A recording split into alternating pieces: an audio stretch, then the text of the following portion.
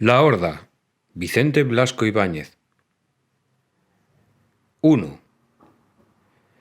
A las 3 de la madrugada comenzaron a llegar los primeros carros de la sierra al fielato de los Cuatro Caminos. Habían salido a las 9 de Colmenar, con cargamento de cántaros de leche, rodando toda la noche bajo una lluvia glacial que parecía el último adiós del invierno. Los carreteros deseaban llegar a Madrid antes que rompiese el día para ser los primeros en el aforo. Alineábanse los vehículos y las bestias recibían inmóviles la lluvia que goteaba por sus orejas, su cola y los extremos de los arneses. Los conductores refugiábanse en una tabernilla cercana, la única puerta abierta en todo el barrio de los Cuatro Caminos, y aspiraban en su enrarecido ambiente las respiraciones de los parroquianos de la noche anterior. Se quitaban la boina para sacudirle el agua, dejaban en el suelo el barro de sus zapatones claveteados y, sorbiéndose una taza de café con toques de aguardiente, discutían con la tabernera la comida que había que prepararles para las 11, cuando emprendiesen el regreso al pueblo.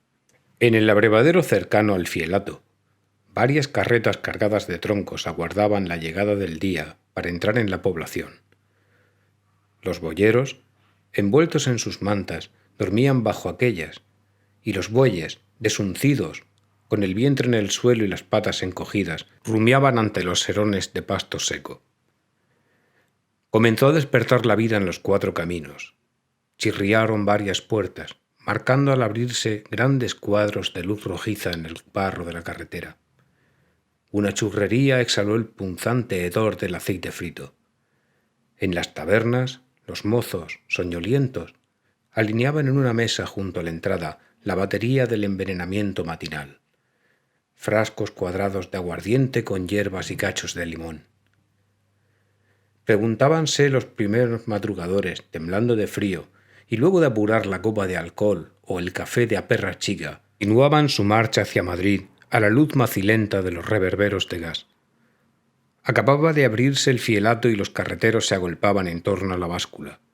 Los cántaros de estaño brillaban en largas filas bajo el sombraje de la entrada. Discutían a gritos por el turno. «¿Quién da la vez?», preguntaba al presentarse un nuevo carretero. Y al responderle el que había llegado momentos antes, colocaba sus cántaros junto a los de éste, con el propósito de repeler a trallazos cualquier intrusión en el turno.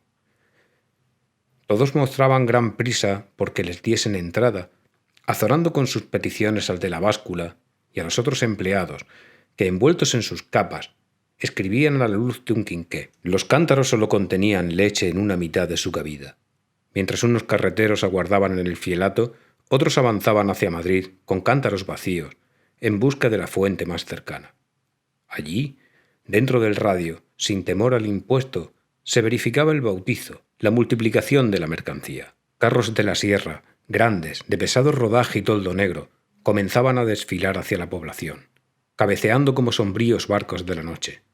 Otros más pequeños deslizábanse entre ellos, pasando ante el fielato sin detenerse. Eran los vehículos de los traperos, unas cajas descubiertas de las que tiraban pequeños borricos. Los dueños iban tendidos en el fondo, continuando su sueño, con la tranquilidad que les daba el estar a aquellas horas la calle de Bravo Murillo libre de tranvías. Algunas veces la bestia, imitando al amo, detenía el paso y quedaba inmóvil, con las orejas desmayadas, como si dormitase, hasta que la despertaban un tirón de riendas y un juramento. La lluvia cesó al amanecer. Una luz violácea se filtró por entre las nubes, que pasaban bajas como si fuesen a rozar los tejados. De la bruma matinal surgieron lentamente los edificios, humedecidos y relucientes por el lavado de la lluvia, el suelo fangoso con grandes charcos, los desmontes de tierra amarilla con manchas de vegetación en las hondonadas. El cementerio de San Martín mostró sobre una altura su romántica aglomeración de rectos cipreses. La escuela protestante asomaba sobre las míseras casuchas su mole de ladrillo rojo. Marcábase en la ancha calle de Bravo Murillo la interminable hilera de postes eléctricos, una fila de cruces blancas flanqueadas de arbolillos, y en el fondo, sumido en una hondonada, Madrid envuelto en la bruma del despertar, con los tejados a ras del suelo, y sobre ellos la roja torre de Santa Cruz con su blanca corona. Así como avanzaba el día, era más grande la afluencia de carros y cabalgaduras en la glorieta de los Cuatro Caminos. Llegaban de Fuencarral, de Alcobendas o de Colmenar, con víveres frescos para los mercados de la villa. Junto con los cántaros de la leche descargábanse en el fielato cestones de huevos cubiertos de paja, piezas de requesón, racimos de pollos y conejos caseros. Sobre la platina de la báscula sucedíanse las especies alimenticias en sucia promiscuidad. Caían en ella corderillos degollados, con las lanas manchadas de sangre seca, y momentos después apilábanse en el mismo sitio los quesos y los cestos de verduras. Las paletas, envueltas en un mantón, con el pañuelo fuertemente anudado a las sienes, volvían a cargar sus mercancías en los serones, y apoyando el barroso zapato en la báscula, saltaban ágiles sobre su asno, azuzando al trote hacia Madrid para vender sus huevos y verduras en las calles inmediatas a los mercados. La invasión de los traperos hacíase más densa al avanzar el día. Sus ligeros carros en forma de cajón eran de un azul rabioso, con un óvalo encarnado en el que se consignaba el nombre del dueño. Venían de Bellavistas y de Tetuán, de los barrios llamados de la Almenara, de Frajana y las Carolinas. Los más pobres no tenían carro y marchaban a lomos de un borriquillo, con las piernas ocultas en los serones destinados a la basura. Las matronas de la busca pasaban erguidas sobre sus rucios, arreándolos con la vara. El asno, fiel compañero del trapero, desfilaba en todas sus míseras variedades, tirando de los cajones, trotando bajo los varazos de las amazonas. Eran animales pequeños y sucios, de una malicia casi humana. Rara vez buscaban su comida en el campo. Se alimentaban con los garbanzos sobrantes de los cocidos de Madrid. Rumiaban en sus pesebres lo que el día anterior había pasado por las cocinas de la población. Y este alimento de animal civilizado parecía avivar su inteligencia. Jamás habían sentido el fresco contacto de la tijera ni el benéfico roce de la almohaza. Su piel era una costra, sus lomos no tenían vestigios de pelo. Sus patas delanteras estaban cubiertas de luengas lanas que le daban el mismo aspecto que si llevasen pantalones. Pasaban y pasaban jinetes y carros, como una horda prehistórica que huyese llevando a las espaldas el hambre y delante como guía el anhelo de vivir. Trotaban las bestias, pugnando por adelantarse unas a otras, como si husmeasen bajo la masa de tejados que cerraba el horizonte los residuos de todo un día de existencia civilizada, el sobrante de la gran ciudad que había de mantener a los miserables acampados en torno a ella. Una turba de peatones invadió el camino. Eran los vecinos de la barriada, obreros que marchaban hacia Madrid. Salían de las calles inmediatas al Estrecho y a Punta Brava, de todos los lados de los Cuatro Caminos, de las casuchas de vecindad con sus corredores lóbregos y sus puertas numeradas, míseros avisperos de la pobreza. Ya no llegaban más carros del campo con su tosca solidez semejante a la de la vida robusta y sana. La calle ocupaban la hora los vehículos de la busca, sórdidos, sucios, negros algunos de ellos como ataúdes, con toldos fabricados de viejos manteles de hule.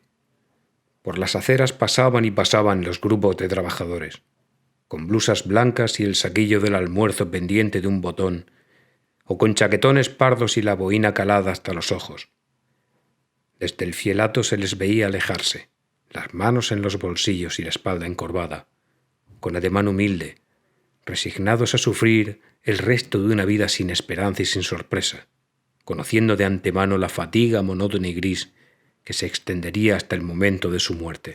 Otros, vestidos de lienzo azul, con gorras negras y reloj, se agrupaban frente a la estación de los tranvías, esperando los primeros coches. Eran maquinistas de fábrica, capataces, encargados de talleres, la aristocracia del trabajo manual, que se aislaba de los demás en su relativo bienestar. El jefe del fielato, que ya, libre de las ocupaciones matinales, seguía desde la puerta el paso de los trabajadores, llamó a un joven que venía de Madrid y le invitó a fumar un cigarro. Tiempo le quedaba de descansar, tenía el día entero para dormir, y mientras le ofrecía lumbre, le preguntó guiñando un ojo: «¿Qué hay de política, amigo Maltrana? ¿Cuándo viene la nuestra? ¿Es verdad que el gobierno está al caer?» El llamado Maltrana hizo un gesto de indiferencia al mismo tiempo que encendía su cigarro. Era un joven de escasa estatura, pobremente vestido. Su sombrero de cinta mugrienta, echado atrás, Dejaba al descubierto una frente abombada y enorme, que parecía abrumar con su peso la parte baja del rostro, de un moreno verdoso. Los ojos de corte oblicuo y el bigote ralo, de desmayados pelos, daban a su cara una expresión asiática, pero el brillo de las pupilas, revelador de una inteligencia despierta, dulcificaba el inquietante exotismo de su figura. Toda su persona denunciaba la miseria de una juventud que lucha desorientada, sin encontrar el camino. Sus botas mostraban los tacones rotos y el cuero resquebrajado bajo los roídos bordes del pantalón. Un macferlán de un negro rojizo servíale de abrigo, y por entre las solapas mostraba con cierto orgullo su único lujo, el lujo de la juventud mísera, una gran corbata de colores chillones que ocultaba la camisa, y un cuello postizo, alto, de rígida dureza, pero cuyo brillo había tomado, con el uso, una blancura amarillenta de mármol viejo. «¿Qué hay de política?», dijo otra vez el empleado. Y Maltrana terminó su gesto de indiferencia. Los cambios de ministerio y lo que se decía en el Congreso le inspiraba escaso interés. Allá, en la redacción, donde pasaba la noche, hablaban horas enteras de tales cosas, sin que él se esforzase por retener en su memoria una sola palabra, abstraído en la lectura de periódicos y revistas. ¿Cómo podían interesar a nadie tales futilidades? Pero con el deseo de agradar a aquel buen amigo que le trataba con cierto respeto por escribir en los papeles públicos, hizo un esfuerzo y contestó, sin saber ciertamente lo que decía. «Sí, creo que el gobierno va a caer. Algo he oído de eso en la redacción». «¿Y los hombres? ¿Qué dicen los hombres de estas cosas?». Isidro Maltrana sabía que tales hombres eran los redactores del periódico en el que él trabajaba, los que tejían el artículo de fondo y la información política, los pájaros gordos, como los designaba por antonomasia el empleado, viendo en ellos a los depositarios del secreto nacional, a los únicos profetas del porvenir. «Pues los hombres», contestó el joven con cierta timidez, como si le repugnase mentir, «creen que esto marcha bien y que muy pronto vendrá la nuestra». «Lo mismo digo yo». Y tras esta afirmación enérgica, que rebosaba fe, el empleado miró con cierta envidia a aquel joven de mísera facha, que podía tratarse de igual a igual con los hombres. Todas las mañanas veía a Maltrana al volver de la redacción. El pobre joven, para dormir, tenía que esperar a que su padrastro y su hermano menor abandonasen un mísero cartucho de la calle de los artistas, y una vez en él, se tendía sobre el camastro único, todavía caliente, con la huella de los cuerpos del viejo albañil y su aprendiz. Dormía hasta bien entrada la tarde, y casi a la hora en que regresaba a los Cuatro Caminos el rebaño de trabajadores, volvía él a Madrid a emprender su vida dura de pájaro indefenso, falto de pico y de garras, que revolotea en un bosque de hojas impresas, sin más alimento que las escasas migajas olvidadas por otros. Aprovechaba la luz de la redacción, el papel y la tinta, en las horas en que el local estaba desierto, para traducir libros cuyo destino desconocía.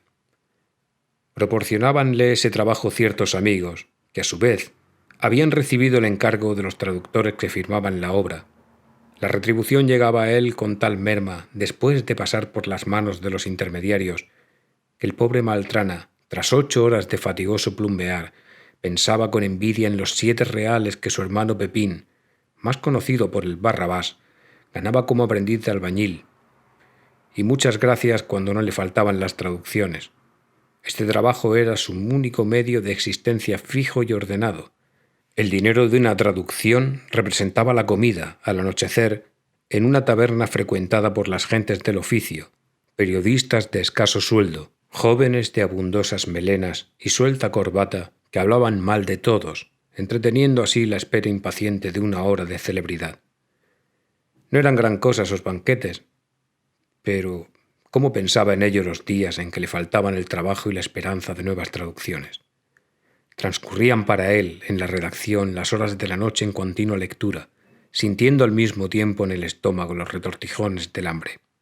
Algunas veces, al ver que las letras danzaban ante sus ojos y su cabeza parecía rodar, como si repeliese toda idea, sentía deseos de lucha, feroces anhelos de herir a alguien.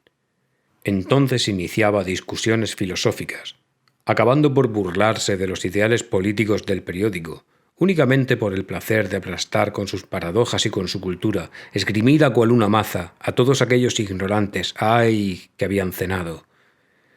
Maltrana, en estas noches de silenciosa y reconcentrada hambre, veía entrar como mensajeros de alegría a ciertos correligionarios de fuera de Madrid, ganosos de dejar buen recuerdo en la redacción.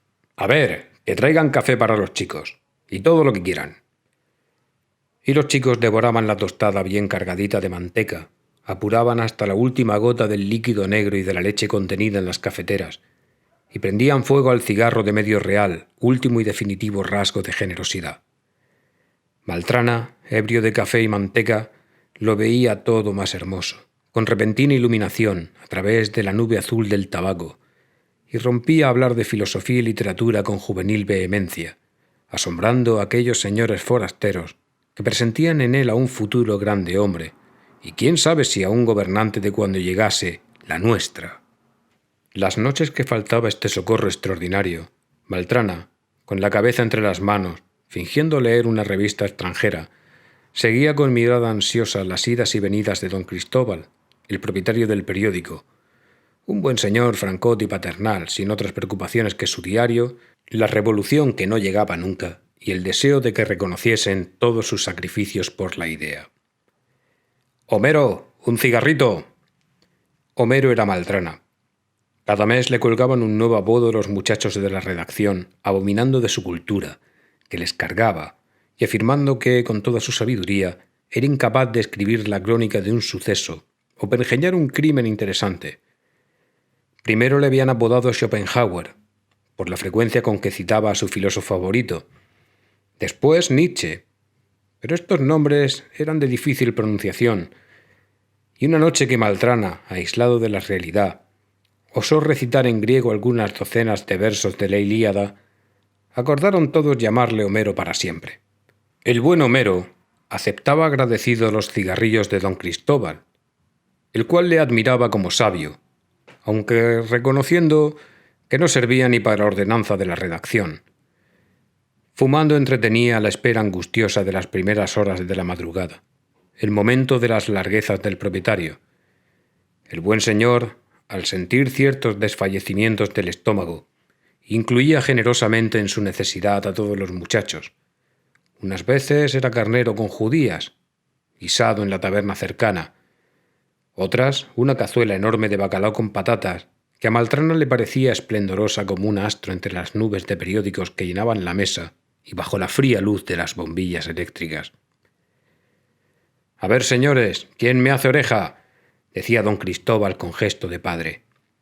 «Que traigan pan y vino para todos. Homerito, acércate y mete la uña. A tu edad siempre hay apetito, y tú debes andar algo atrasado». Homerito metía la uña al principio con timidez, pero los primeros bocados despertaban la bestia rampante, adormecida en su estómago, y para amansarla le echaba alimento a toda prisa, temiendo ser devorado por ella si retrasaba el envío. Al bondadoso protector le hacía gracia el hambre voraz de aquel muchacho feo. Ah, la juventud, envidiable estómago. Viéndole sentía nuevas ganas. Homero era su aperitivo. Y Maltrana, una vez limpia la cazuela y devoradas las últimas migas, bebíase 2 vasos de vino, ascendiendo de golpe a la alegría digestiva de las últimas horas de redacción, las mejores de la noche. Solo entonces hablaba Homero de política, compartiendo las ilusiones y esperanzas de los demás. Vendría la deseada, la nuestra, y entonces o no había justicia ni vergüenza, o don Cristóbal sería ministro del primer gobierno que se formase. Pero el aludido rechazaba este honor con sonriente modestia. Maltrana, para animarle, se incluía en el triunfo. Él también sería algo. ¡Qué demonio!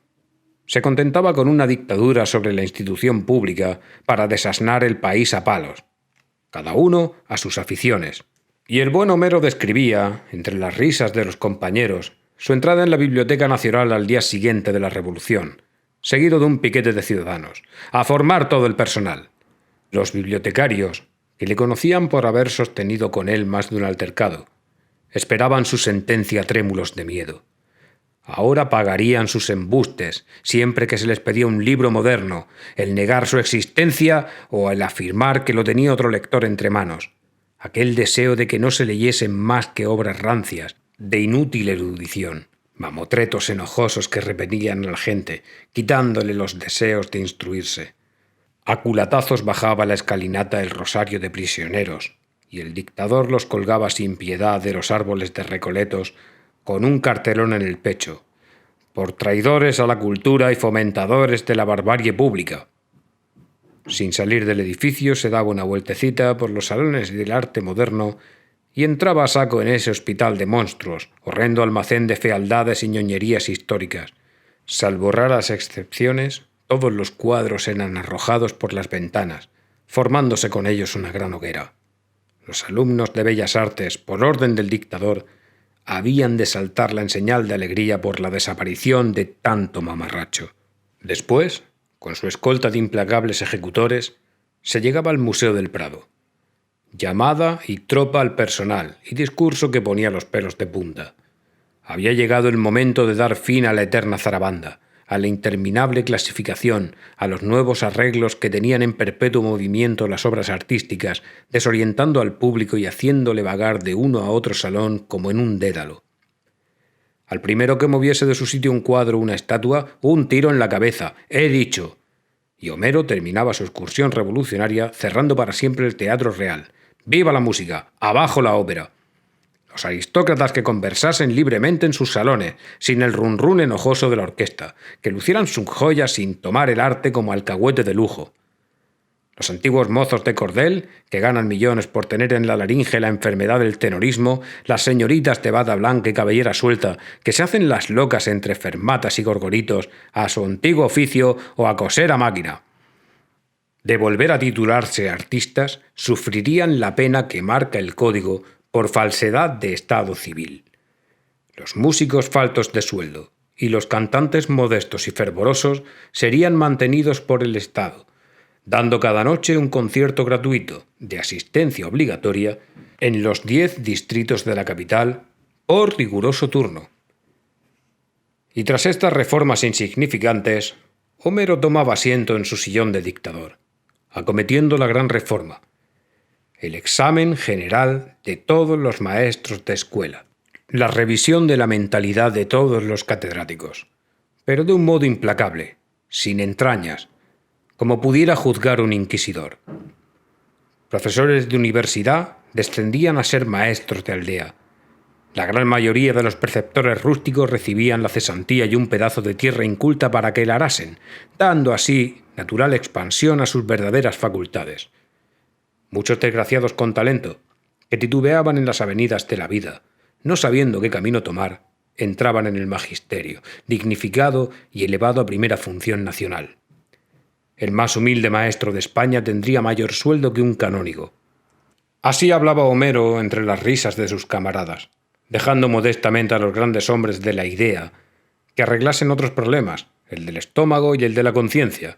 Era lo suyo, apurir la inteligencia nacional.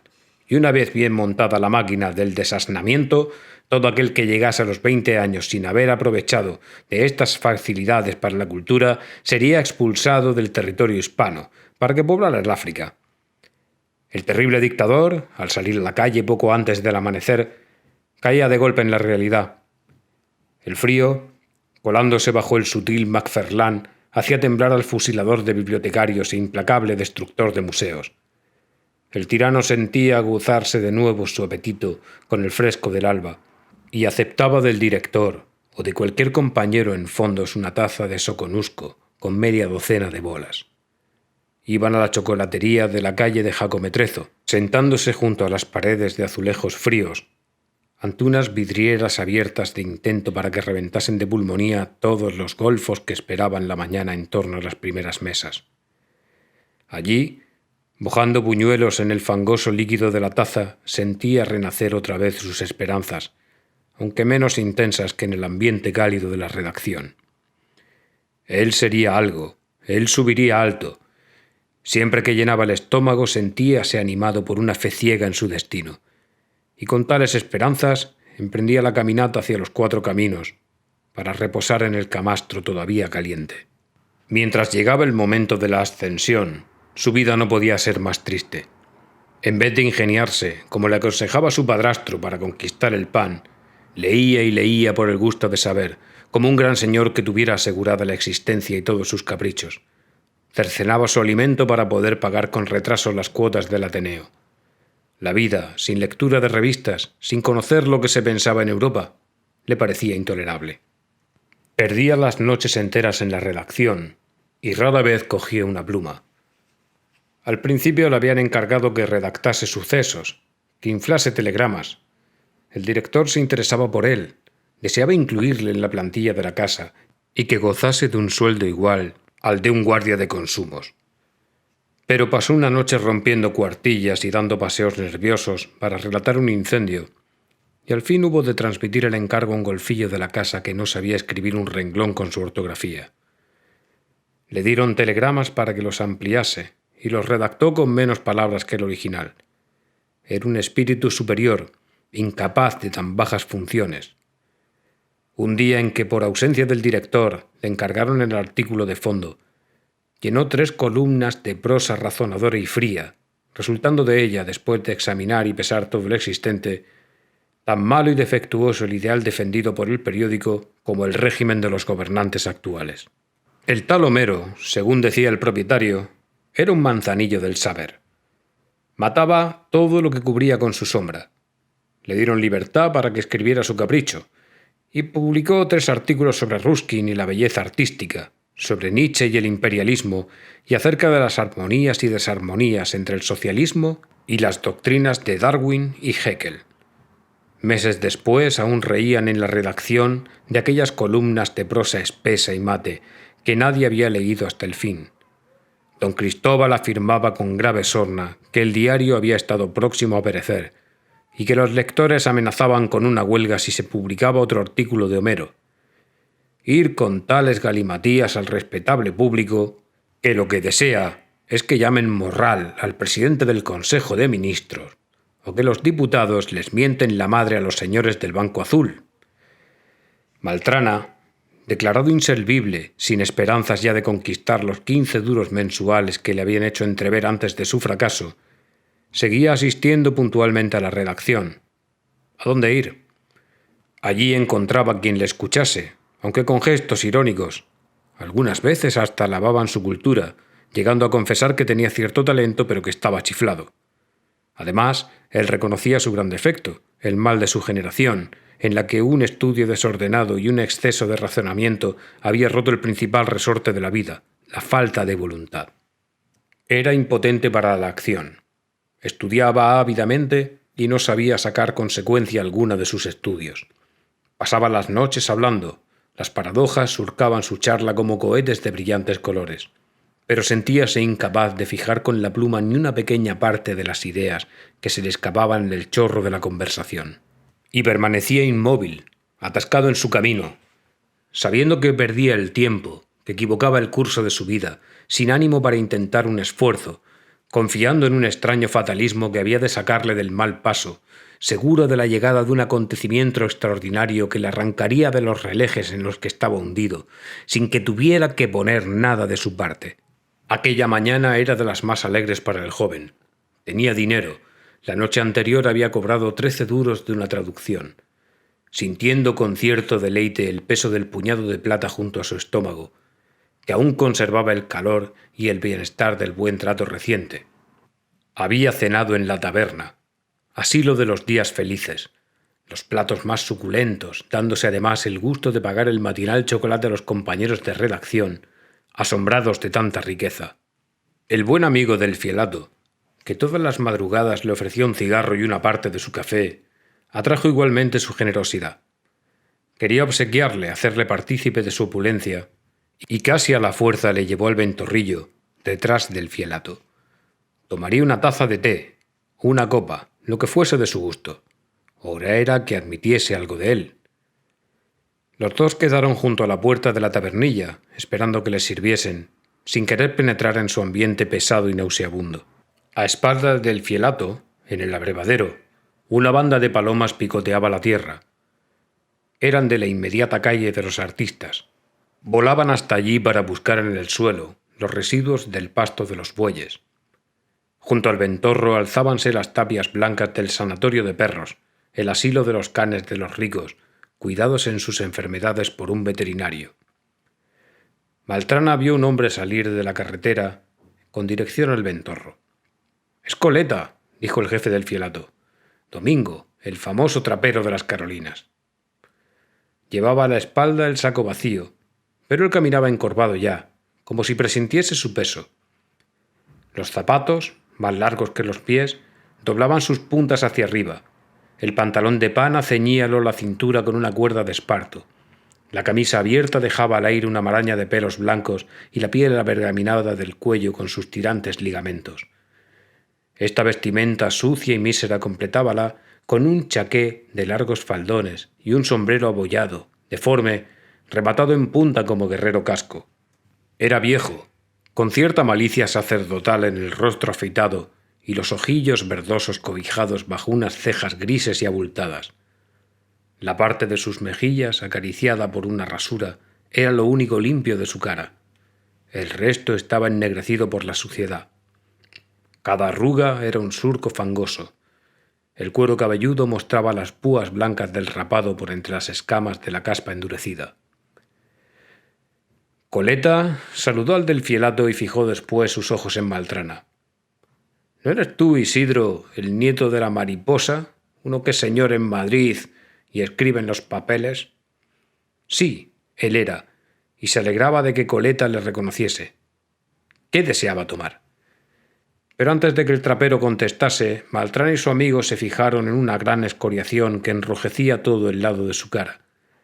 La sangre seca manchaba los bordes del desgarrón. Coleta levantó los hombros con indiferencia. Aquello no era nada, un tropiezo al salir de la taberna del Cubanito la noche anterior. Hemos estado de groma hasta la 1 de la mañana yo y los muchachos del barrio. La gran tajá.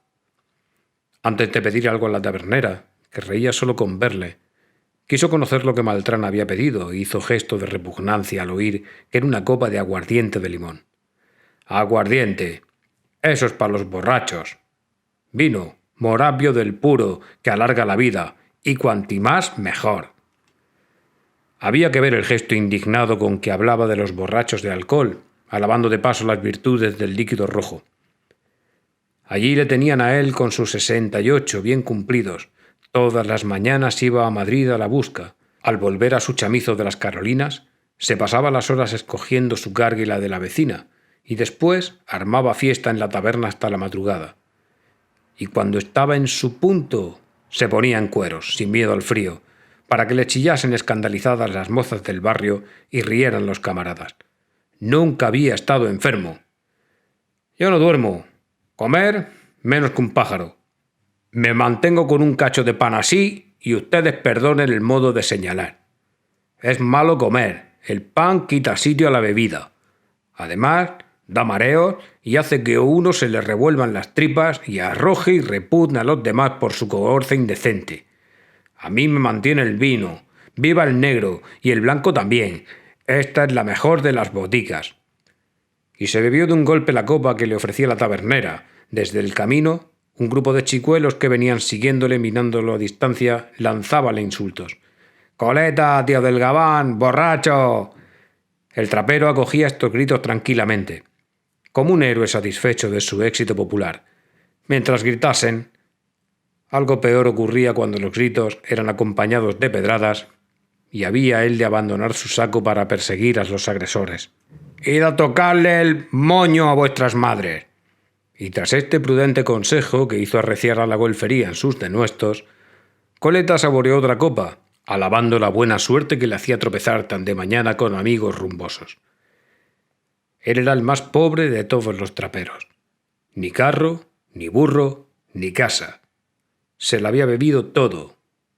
Su mujer estaba en el cementerio, y al hablar de ella, humedecíanse los ojos por el recuerdo sin duda de las palizas que le había dado. Ahora tenía con él a la borracha, la trapera más sucia y mal trabajadora que existía desde Bellavistas a Fuencarral. Un dragón con faldas, señores, Él no se avergonzaba de confesar su cobardía. Si le daba una torta, ella le devolvía 3. Y era inútil que al regresar de la busca se comprase en las tiendas del estrecho una buena vara de fresno o cortase un palo espinoso en cualquier vallado.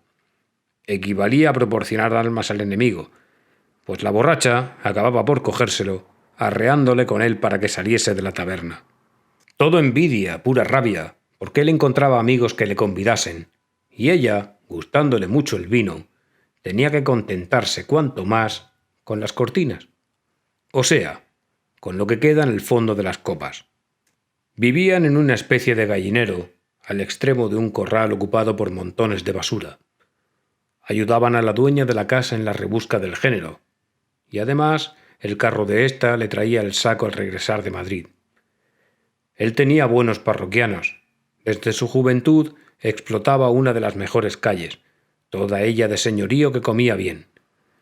Con las sobras podía engordar como un fraile, si le gustase comer. Los hijos de su primer matrimonio vivían en Madrid, trabajando unas veces en el adoquinado y rabiando otras de hambre. Apenas si los veía. La familia, con tomate, señores míos. Tanto tienes, tanto vales. Cada uno lo suyo. Los chicos, cuando me ven, me hablan de que les traspase la parroquia. El ama de mi casa también quiere lo mismo. Magras. El negocio siempre a mi nombre. Soy un vivo y he visto mucho. El negocio mío mientras viva yo. Domingo Rivero, alias Coleta, para servir a ustedes. Y al hablar así, miraba con orgullo el saco que llevaba al hombro, el negocio envidiado que pensaba defender hasta su muerte, como si este trozo de arpillera hubiera de servirle de mortaja. Después rompía en elogios a la tabernera y su vino. ¡Ole las señoras de mérito! La copa era allí menos barata que en el barrio de los traperos, pero mucho mejor. Al ir a Madrid y al volver, no podía sustraerse a la tentación de abandonar el camino para contemplar los ojos de la dueña, su aire de señorío y los parroquianos de la casa, todos unos caballeros. Y con estas alabanzas aún conquistó una tercera copa. Maltrán y su amigo, temiendo que el trapero renunciase a la ida a Madrid si le convidaban otra vez, volvieron al fielato. Coleta les siguió afirmando que no tenía prisa. Sus parroquianos se levantaban tarde. En las aceras de Punta Brava se habían establecido ya los puestos del mercadillo de los 4 caminos.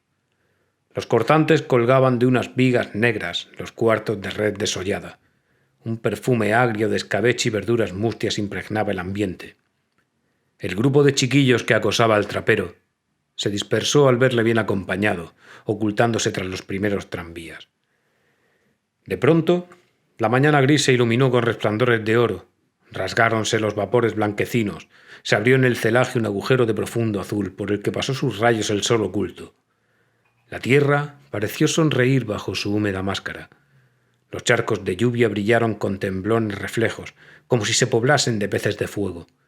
Los caseríos rojos y blancos surgieron como vigorosas pinceladas en los cerros de verde oscuro que limitaban el horizonte. La torre de Santa Cruz parecía una llama recta sobre los tejados de Madrid. La banda de palomas levantó el vuelo en espiral, con alegre rumor de plumas y arrullos. 2 jóvenes pasaron junto al fielato cogidas del brazo, con el embozo del mantón ante la boca. Tenían la belleza de la obrera, la frescura de esa breve juventud de las hembras de trabajo, que triunfa solo momentáneamente de la anemia hereditaria, de las privaciones que dificultan el desarrollo. Maltrana fijó sus ojos en la más pequeña, una morena de rostro pálido y grandes ojos de un negro intenso, casi azulado, igual al de sus cabellos. El busto endeble erguíase con una arrogancia natural dentro del mantón. Sus pobres faldas de verano se movían con cierto ritmo majestuoso, sin tocar el barro, en torno de los pies pequeños, cuidadosamente calzados, que revelaban ser la parte más atendida de su persona. ¡Viva lo bueno!, gritó el borracho poniéndose en jarras. ¡Ahí va la gloria del barrio! Y para expresar su entusiasmo con más viveza, arrojó el grotesco sombrero en un charco, salpicando a todos de barro. El empleado del fielato saludó a las jóvenes con un tono de zumba paternal. «¡Que seáis buenas! ¡Cuidadito con perderse!». Las 2 pasaron adelante sonriendo, sin contestar a los saludos más que con movimientos de cabeza. La pequeña habló al alejarse. «Adiós, Isidro», dijo con voz grave. al mismo tiempo que se enrojecían sus mejillas. «Adiós, Feliciana», contestó el joven, y la siguió con los ojos, admirando su marcha rítmica y graciosa sobre el barrio, su cuerpo gentil y esbelto que iba empequeñeciéndose con la distancia. El sol se ocultó de pronto, volvieron a cerrarse las nubes, ya no brillaron los charcos. Se extendió de nuevo sobre la tierra un velo gris, y la espiral de palomas dejó de aletear, desplomándose de golpe en el fango. El jefe del fielato habló de las dos muchachas. Las veía pasar todas las mañanas a la misma hora. Trabajaban en una fábrica de gorras de la calle de Bravo Murillo. Feliciana era la hija única del Mosco, el famoso cazador de Tetuán, y su compañera una muchacha de Bellavistas, a la que aquella recogía todas las mañanas para ir juntas al trabajo. El nombre del Mosco hizo prorrumpir al trapero en exclamaciones de admiración. Aquel era un hombre, quitaba el sueño a toda la gente del Real Patrimonio. Coleta lo sabía de buena tinta. El administrador del Pardo se desesperaba por no haber podido atrapar al Mosco, y los guardas, apenas cerraba la noche, preguntábanse por qué lado del inmenso bosque trabajaría aquel bandido. Los gazapos reales dormíanse en sus madrigueras, resignados de antemano a que les despertase la sangrienta dentellada del hurón. Los corzos, al beber en los arroyos a la luz de las estrellas, se mugían a la oreja. «Mucho ojo, hermanos, el Mosco debe de andar cerca».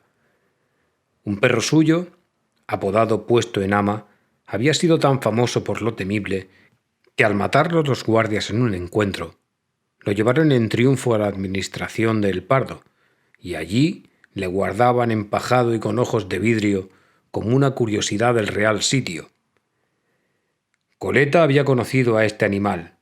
Cazaba los gamos a la carrera en medio de la noche. No había venado que se le resistiese. Una vez hizo ganar a su amo cerca de 3.000 reales. Ahora el Mosco tenía otro perro, el segundo Puesto en Ama, una verdadera alhaja, pero de menos mérito que el otro, y con él continuaba sus expediciones de dañador, sus audacias de furtivo, saliendo de ellas en algunas ocasiones chorreando sangre, pero abriéndose pasos siempre por entre los disparos de los guardas y los galopes de los vigilantes montados. El plomo que aquel hombre llevaba en el cuerpo. Coleta, agotados los elogios al intrépido cazador, cuyas hazañas conocían mejor que él los que le escuchaban, iba ya a emprender el camino hacia Madrid, cuando su instinto de parásito le hizo fijarse en un carro descubierto que avanzaba con lento balanceo sobre los relejes de la carretera. La mula, alta y forzuda, con grandes desolladuras por la falta de limpieza, llevaba el cabezón adornado con cintajos multicolores encontrados en la basura. Parecía una bestia de tribu marchando adornado a una fiesta salvaje. «Esa me llevará», dijo Coleta. Tío Polo, señor Polo, pare usted, aquí hay unos amigos». De la parte trasera del carro surgió, como un monigote del fondo de una caja, una cabeza de viejo, con el cuello del chaquetón rozando las orejas y un gorro de pelo encasquetado hasta los hombros. Era una cara mofletuda y roja, con una vaguedad en los ojos rayana en la estupidez. Se detuvo el carro y poco a poco fue saliendo de la parte delantera otro viejo, incorporándose trabajosamente con las riendas en la mano. Parecía el Padre Eterno. Sus barbas amplias de plata se extendían sobre el pecho y formaban una aureola de blancos vellones en torno de sus mejillas sonrojadas. El labio superior, cuidadosamente afeitado, era lo más limpio de su rostro. Los ojillos verdosos y profundos estaban rodeados de arrugas que parecían rayas de carbón por la suciedad de sus surcos. El traje era tan bizarro como su ancianidad. Cubríase con una especie de casulla de pieles de conejo, sujeta a la cintura por una cuerda. Su pantalón estaba resguardado en los muslos por zajones cortados de una alfombra vieja y adornados con cintajos iguales a los de la mula. Una boina verdosa, con rastros de telarañas, cubría su cabeza sonrosada y blanca. El adorno de su persona revelaba una suciedad salvaje y simpleza infantil. Las manos eran negras, con escamas en el dorso.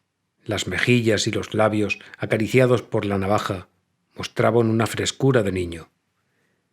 «¿Qué se les ofrece a ustedes?», dijo con atiplada vocecilla y entonación cortés. «¿En qué puedo servirles, señores?». Sus ojos se fijaron en Coleta e hizo un mohín de desprecio. «¡Ah! ¡Eres tú, borrachín!». Después saludó con la cabeza al jefe del fielato, pues era respetuoso con toda autoridad que pudiera molestarle, y al fijar los ojos en Maltrana, lanzó una exclamación de alegría. —¿Pero eres tú, Isidro? —preguntó con su voz infantil. —Pues pocas ganas que tenía de verte. La abuela no piensa en otra cosa. Siempre me hace el mismo encargo. Si ves al chico, dile que venga. Casi no le he visto desde que nos casamos. —Sí, yo soy, amigo Zaratustra. ¿Cómo le va a la abuela contigo? ¿Aún estáis en la luna de miel? El viejo hizo un gesto de protesta sin dejar de sonreír. —De una vez para siempre dame un nombre y no me cambies a tu capricho. Unas veces me llamas Kruger y no me ofende que me compares con ese buen señor que se peleó con los ingleses. Mala gente. El otro día encontré en la basura una caja de cerillas con su retrato. Y efectivamente, algo nos parecemos. Otras veces soy Trapatustra o Zorra no sé qué, personaje al que también me parezco, según tú dices. Sí, ya sé quién era. Me contaste un día su historia. Un sabio que no tenía un perro chico como yo, que estaba en el secreto de todo y se reía de todo, lo mismo que yo. Que vivía en alto, como yo vivo, viendo a mis pies todo Madrid. Él tenía al lado un aguilucho al decir sus cosas y yo, a falta del pajarraco, tengo 5 perros que entienden más que muchas personas y me rodean y me escuchan cuando digo las mías. Porque tú, Isidrillo, aunque parezca que te pitorreas de mi persona, bien reconoces que tengo algo de sabio. ¿Quién puede dudarlo? —exclamó Maltrana con tono zumbón. —Por algo te llamo Zaratustra. Tú eres el solitario de bellas vistas, el gran filósofo de los 4 caminos, el sabio de la busca, el más profundo de los traperos que entran en Madrid. 94 años, señor —continuó Zaratustra dirigiéndose al jefe del fielato—. El cuerpo sano, el estómago de buitre. Solo tengo flojas las piernas que me obligan a permanecer quieto en el carro, mientras este, que es mi ayudante, y señalaba al bobo de la gorra de pelo, entra en las casas. Soy el más antiguo del gremio. Solo quedan algunos de mi época ya en el rastro, que se han establecido, han hecho fortuna y tienen casa abierta en las Américas. Más de 50 años de servicios, y en todo este tiempo ni un día he dejado de bajar a Madrid.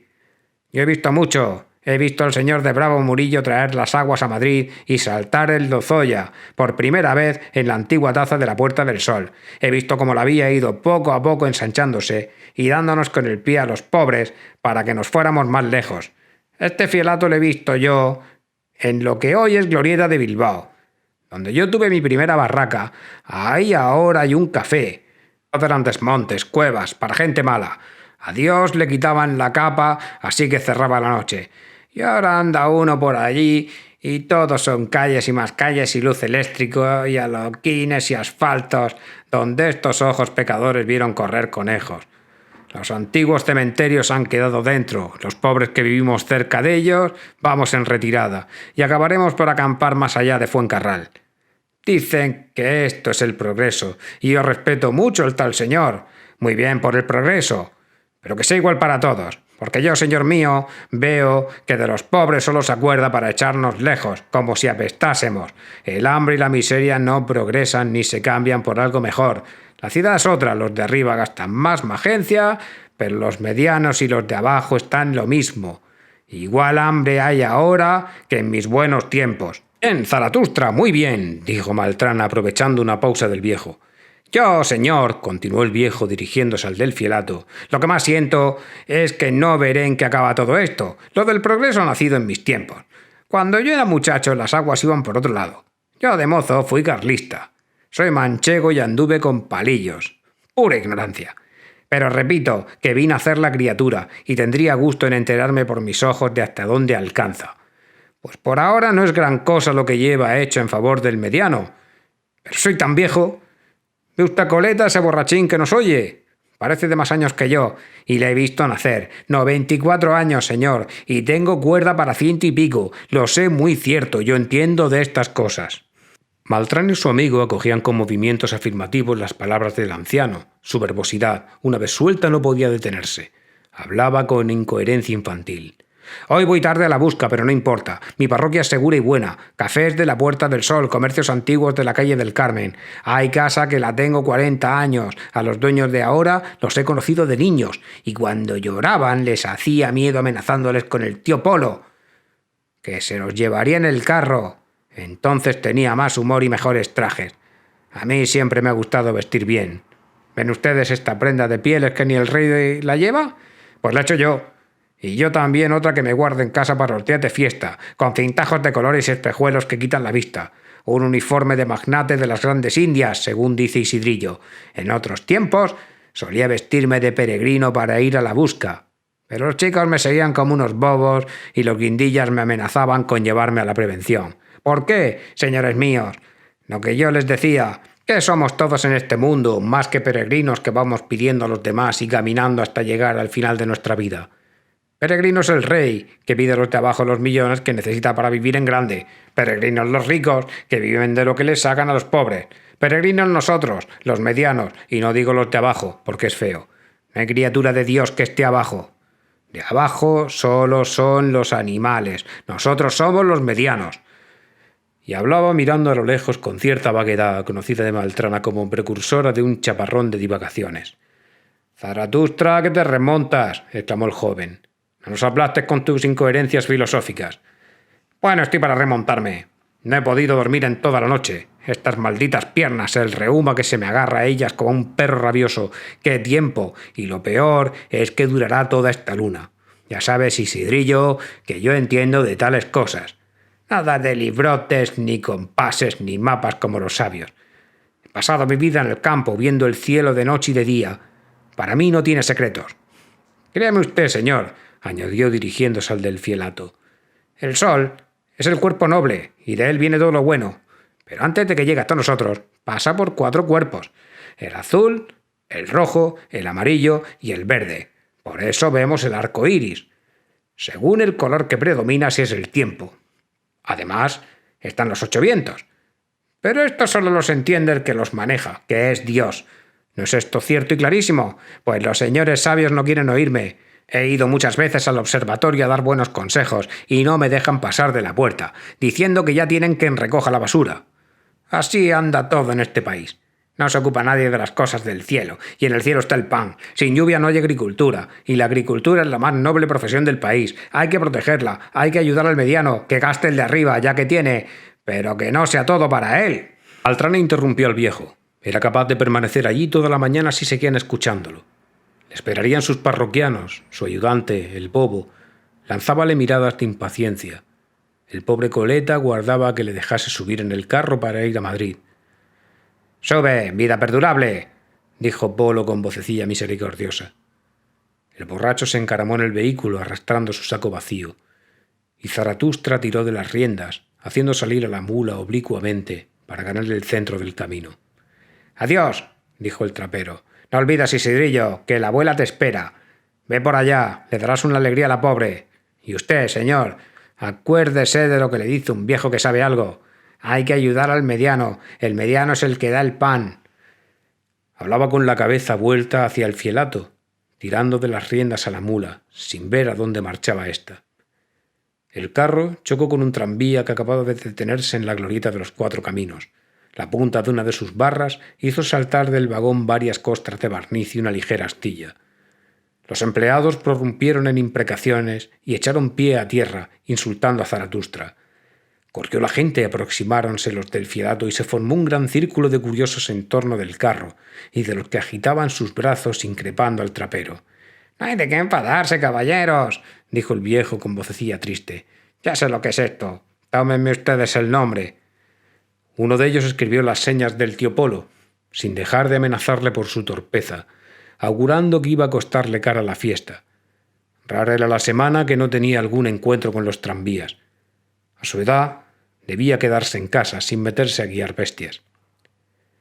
Partió el vagón, alejáronse los curiosos, y Zaratustra arreó de nuevo a la mula, mientras el bobo y el borracho callaban, anonadados por el accidente. «Tú, Isidrillo», dijo al joven, «ya que escribes en los papeles y conoces personajes, ve si puedes arreglarme esto».